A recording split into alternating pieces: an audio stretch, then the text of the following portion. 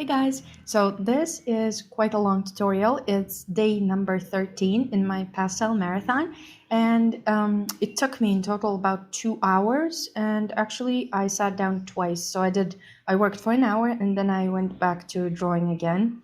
And here you can see that I am first measuring out all the items that I have in my reference. As usual, this reference photo is available on my Patreon, and you can find also the full video with narration there as well, the full tutorial. So it's about 2 hours, yeah.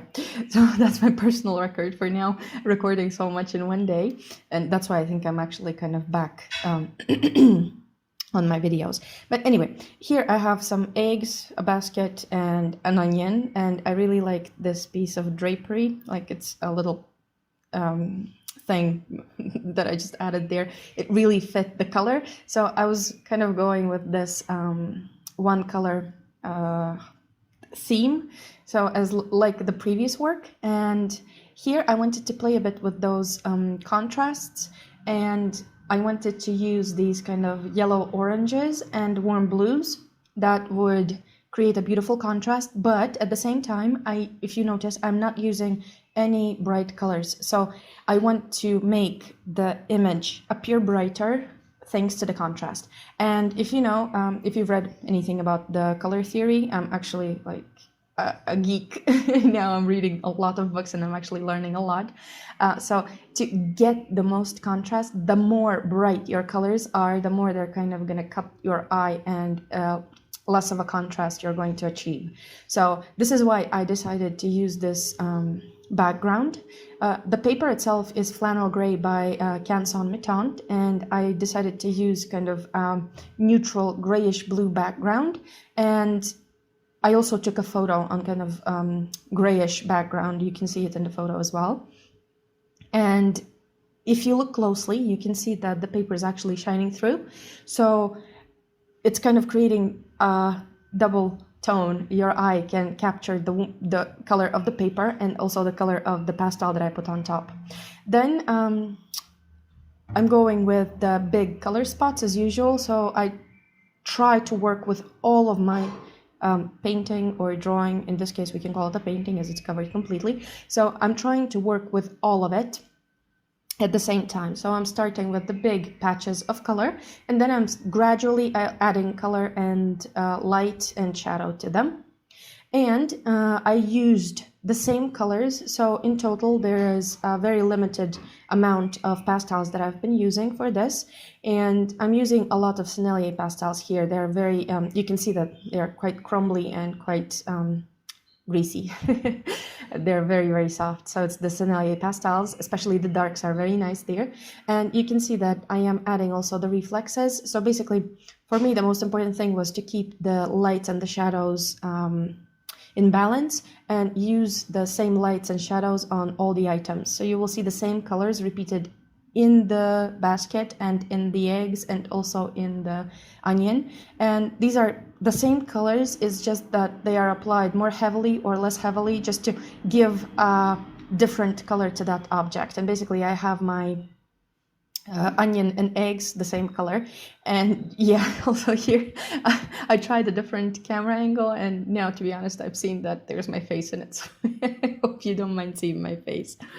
So then what else I wanted to say is I'm just shaping, I'm shaping all the items that I have on my still life. I'm shaping them also with pencils, because sometimes those little tiny details, like tricky parts, it's very difficult to get them right with the pastel stick. So pencils are a really useful thing.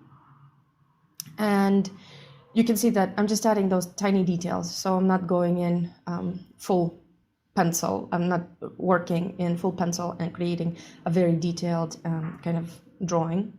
And here you can see the same browns that I was using also in my basket and in my cup. I'm using them on eggs.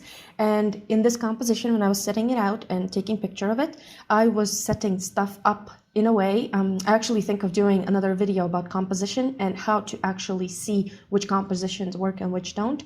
But this is a composition where you will see kind of a chessboard, screwed up chessboard happening in a way that you have lights, darks, so they're kind of going light, dark, light, dark, light, dark from for example, if you look at the cup, it's dark, the egg inside is light, but the shadow of the egg that is in front of that egg is dark, and then it's light to the right, the egg itself, to the other egg, which is dark. So basically, it kind of creates that separation of items. And the same goes for the onion. So here I set the onion in front of the basket with a clear idea that I wanted this brightest highlight on my onion to be right in front of that darkest place in the basket. So that's where the cast shadow of the side of the basket is the strongest, and this creates that beautiful contrast. So that was the main idea. But anyway, let me know if you would like to see videos about composition and how to set up your own still lives and how to crop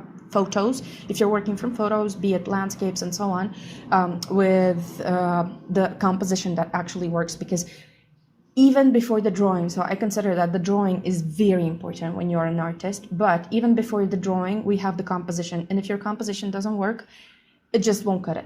So even if you are so masterful at putting color and drawing out things, if your composition isn't right, it's just not going to work. So another thing that I wanted to say is this painting is going to go to kitchen. So I have someone who already wants it, and it's gonna be hanging in the kitchen. So it's kind of a countryside-ish theme.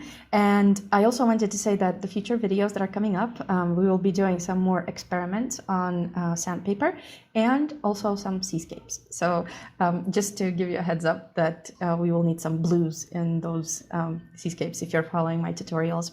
And I also wanted to say that, as usual, the Patreon that I have, it's amazing. Thank you so much for everyone who supports me. And I am also running this special thing now.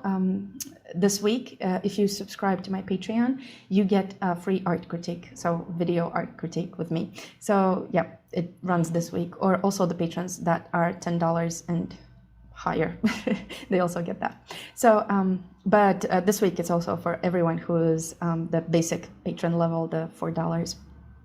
So I'm sorry, I guess, that I'm constantly going on about my Patreon, but I really need a new computer because it just takes me ages to actually publish the videos. And I really am happy that I can share with you the things that I actually learned myself. And I hope that you guys do find it useful.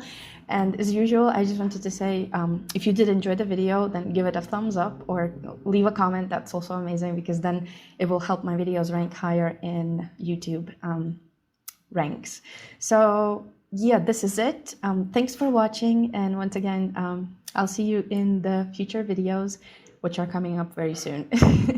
Bye.